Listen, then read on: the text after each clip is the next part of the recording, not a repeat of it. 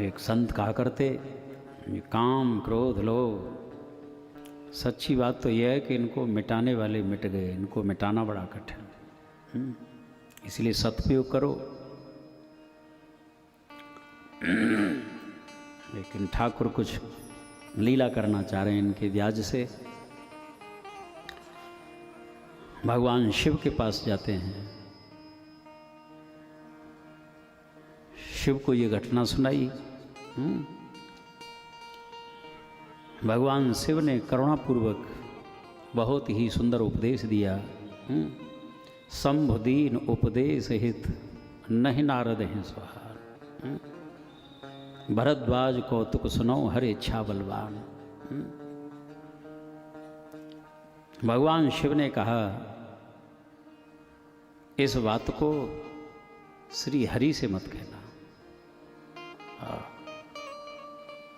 कि मैंने काम के ऊपर विजय प्राप्त की, क्रोध के ऊपर विजय प्राप्त की।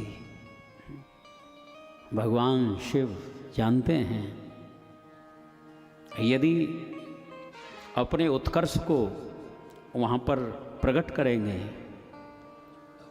और मेरे को हेय करेंगे तो श्री हरि को भी मेरे इस तरह का अच्छा नहीं लगेगा और उसका परिणाम ठीक नहीं।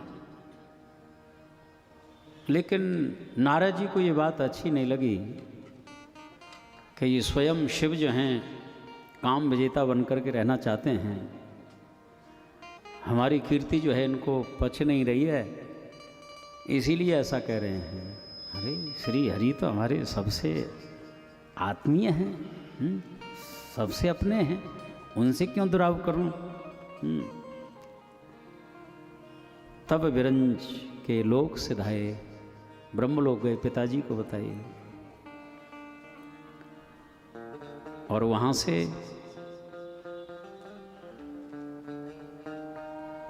क्षीर सिंधु गवने मुनि नाथा, क्षीर सिंधु गवने मुनि नाथा, क्षीर सिंधु गवने मुनि नाथा, क्षीर सिंधु गवने मुनि नाथा, यहाँ बस श्रीनिवास श्रुति माथा, यहाँ बस श्रीनिवास श्रुति माथा, यहाँ बस श्रीनिवास श्रुति माथा, यहाँ बस श्रीनिवास श्रुति माथा। आज देवर्षि नारद के लिए मुनिनाथ शब्द का प्रयोग किया, जो मानो मुनियों के भी नाथ हैं। बोले क्यों? कि जो भगवान के समीप जाते हैं वास्तव में वो मुनिनाथ ही होते हैं। क्षीर सिंधु, जहाँ से अनेक भगवान के अवतार होते हैं, ऐसे क्षीरशाही प्रभु के समीप जा रहे हैं। श्रियः निवासो यस्य उरा श्रीनिवासः, साक्षात श्रीहरि जिनके उर में वास करती हैं, ऐसे श्रीनिवास हरि। एक ठाकुर जी का नाम है यहाँ पर श्रुति माथा। श्रुतियाँ जो हैं भगवान की मस्तक हैं। अब देखिए जैसे शरीर है ना, और शरीर में कहीं भी कोई कुछ चुभोया जाए, कोई पीड़ा हो, तो यहाँ होती है ना उसकी परिणति मस्तिष्क में। माने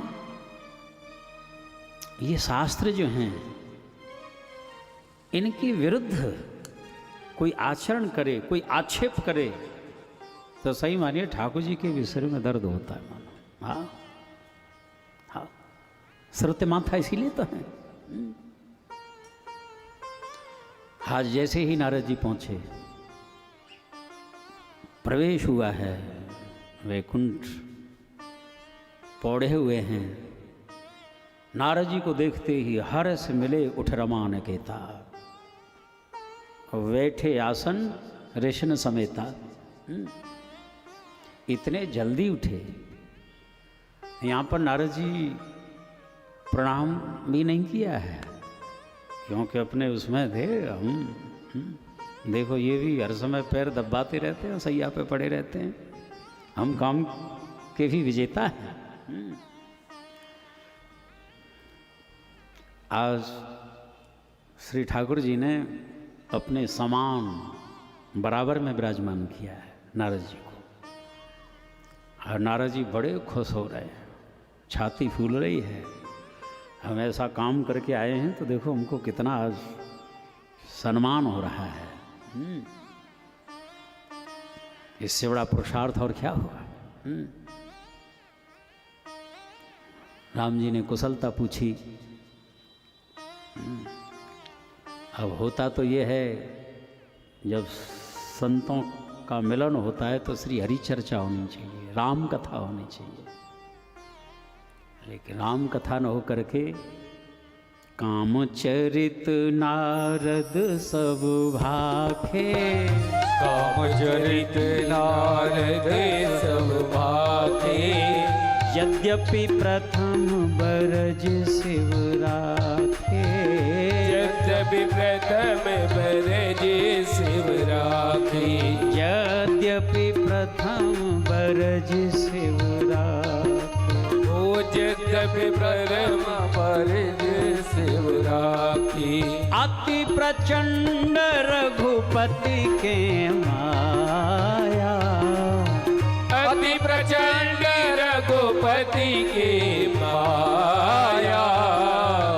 जिन मोह यस को जग जाया, जिन मोह यस को जग जाया। जिन मोह यस को जग माया। जिन मोह यस को जग जाया। इस माया के तीन रूप हैं। एक देवताओं की माया होती है जिसको चंड कहते हैं, जैसे जैसे नचाती है नाचता है। और जो मायापति का आश्रय लेता है, स्वयं ठाकुर नाचते हैं। सब जग को रही नचाए। आज देवर्षि नारद वैकुंठ से चले। बिरचऊ मगमहु नगर ते सतजोजन विस्तार। श्रीनिवासपुर ते अधिक रचना विविध प्रकार। वैकुंठ भी 100 योजन का है, लेकिन 100 योजन के एक दूसरे श्रीनिवासपुर वैकुंठ की रचना की है।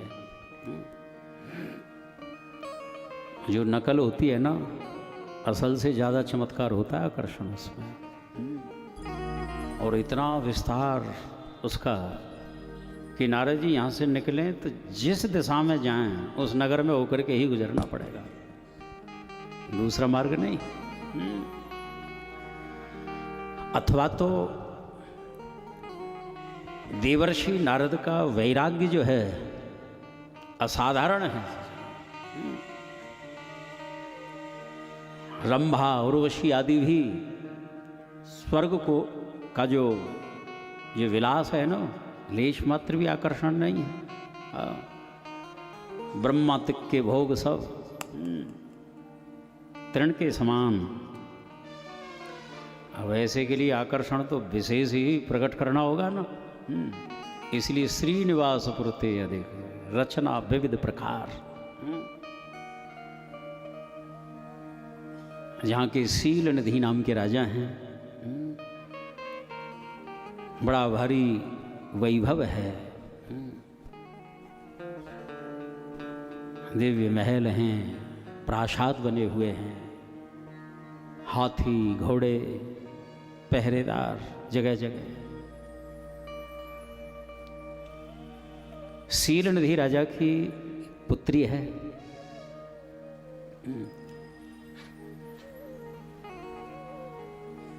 महाराज जो हैं पहुंच गए वहां तक। दिखाई नारद हैं भूपत राजकुमार, कहूँ नाथ गुण दोष सब यही के हृदय विचार। महाराज इसके जो गुण हैं, यहाँ पर गुणों को प्रथम रखा है। आप विचार पूर्वक कहिए। लटा दिया नारद जी के, लेकिन यहाँ ऐसे करके भी नहीं कराया, क्योंकि जिसको प्रणाम किया जाता है उसका सदैव आदर होना चाहिए। नारद जी की तो दुर्दशा होनी, इसलिए प्रणाम का यहाँ वर्णन नहीं है।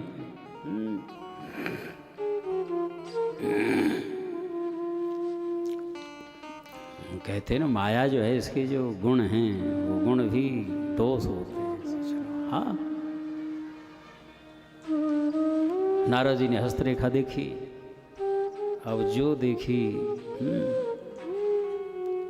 कि इसको जो वर्ण करेगा उसको संग्राम में कोई पराजित नहीं कर सकता, उसके जीवन में बुढ़ापा नहीं आ सकता, अमर हो जाएगा वो। देवर्षि नारद के हृदय में ऐसा मोह उमड़ा। यद्यपि जो कुछ देखा है सब कुछ नारद जी के पास है, अजर अमर भी है, सब कुछ है, लेकिन फिर भी मोहित हो गए। लक्षण सब विचार उर राखे और कछुक बनाए भूप सन भाखे।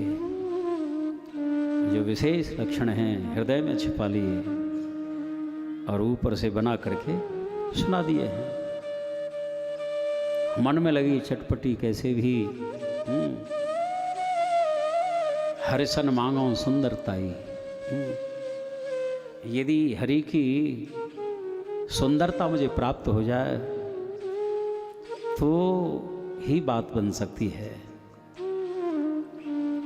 और मोरे हित हरि सम नहीं कोई, उन्हीं से रूप मांग लेते हैं थोड़ी देर के लिए। क्लेशम हरति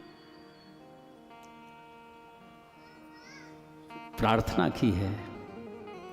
गोस्वामी जी कहते हैं कि प्रगट्यु प्रभु कौतुकी कृपाला, एकाएक प्रकट हो गए। कौतुकी भी हैं और कृपालु भी हैं। जैसे ही ठाकुर जी के दर्शन हुए, अब इच्छा तो थी सुंदरता मांगने की और मोह बढ़ गया। आपन रूप देहु प्रभु मोही, आन भांति नहीं पावो ओ। जेहि विधिनाथ हो यह तो मोरा, करऊं सुबेग दास में तोरा। अब केवल सुंदर रूप ही नहीं, सुंदरता ही नहीं, दोनों चीज चाहिए। सुंदरता भी चाहिए, रूप भी चाहिए। लेकिन देखिए,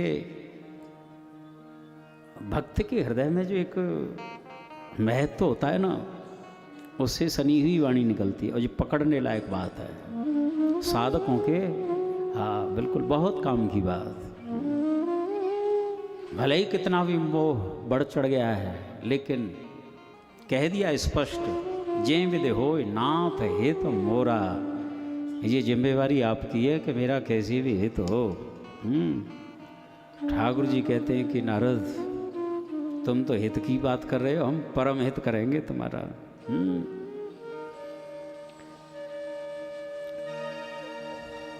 कि जेहि विधि हो यही परम हित,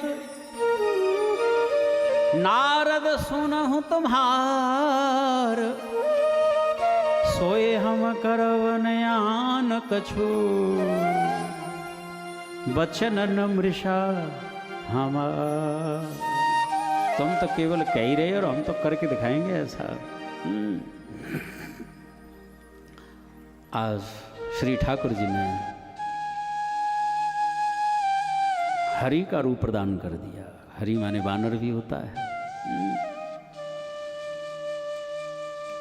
हाथ फिरा करके देखा, बड़ा चलते हैं। कन्या का स्वयंवर होने जा रहा है, देश देशांतर के राजा लोग आए हैं। मुन हित कारण कृपा निधाना, दीन क्रूप न जाए बखाना। जैसे ही स्वयंवर में उस सभा में उपस्थित होते हैं, देखिए